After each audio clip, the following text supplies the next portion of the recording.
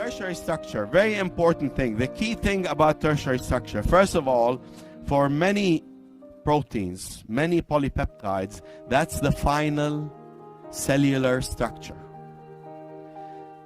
also called native. That means that's how you will find that protein inside the cell.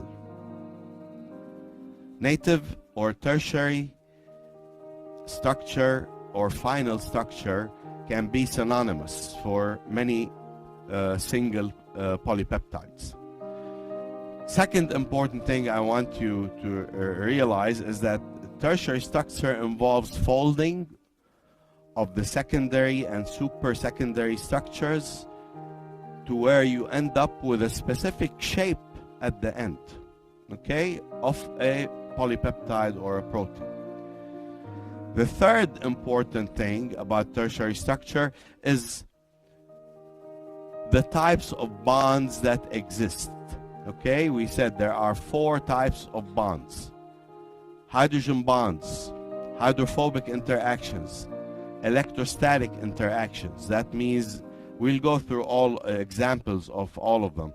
And all these 3, hydrogen bonds, hydrophobic, electrostatic, are weak, non-covalent interactions.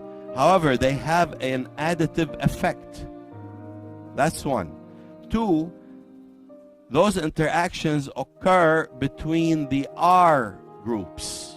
That's the only thing that's free in any polypeptide, are the R groups that are fanning out from the structure, from the secondary structure, okay?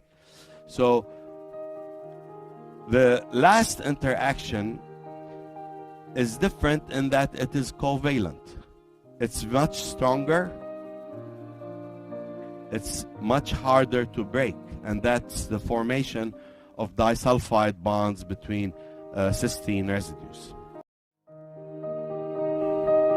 If you like this video, please subscribe. Thank you.